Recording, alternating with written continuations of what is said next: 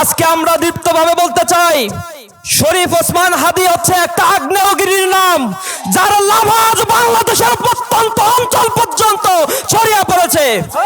শরীফ ওসমান হাদি আধিপত্যবাদের বিরুদ্ধে যেভাবে উচ্চকণ্ঠে, স্বৈরাচারের বিরুদ্ধে যেভাবে দাওয়া বাজিয়েছে, তা জুলাই বিপ্লবীদের রক্তে আগুন ধরিয়ে দিয়েছে। সুতরাং আমরা বলতে চাই, ওসমান হাদিকে তারা চক্রান্ত করেছে, যাকে তারা আক্রমণ করেছে, অনতি বিলম্বে এই ফ্যাসিবাদের দোসরদের গ্রেফতার করতে হবে। স্বরাষ্ট্র মন্ত্রণালয়ের দৃষ্টি আকর্ষণ করছি, তিনি আজও এখনো পর্যন্ত কার্যকর কোনো পদক্ষেপ গ্রহণ করতে পারেন নাই।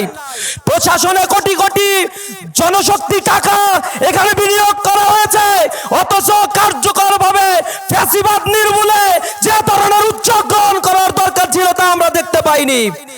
জুলাই পরবর্তী যে সকল নেতা কর্মী এবং সন্ত্রাসী আওয়ামী ফ্যাসিবাদকে গ্রেফতার করা হয়েছিল, তার অধিকাংশকেই আজ মুক্ত করে অস্ত্রের চোরাচালানির মাধ্যমে তারা আজ সন্ত্রাসীর স্বর্গরাজ্যে পরিণত করেছে।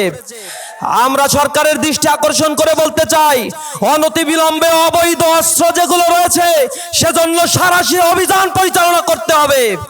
বাংলাদেশে আগামী যে সংসদ নির্বাচনের ঘোষণা দেওয়া হয়েছে, সেই সংসদ নির্বাচনের জন্য একটি লেভেল প্লেইং ফিল্ড গঠনের জন্য এখন থেকেই সরকারকে জনগণের আস্থা অর্জনের চেষ্টা করতে হবে। অন্যথায় জুলাই বিপ্লবীরা আবার রাস্তায় নামবে, তাদের সংঘবদ্ধ সমৃদ্ধ এই বাংলাদেশকে গড়ে তোলার জন্য এই তরুণ প্রজন্ম প্রয়োজনে আবার প্রতিরোধ গড়ে তুলবে।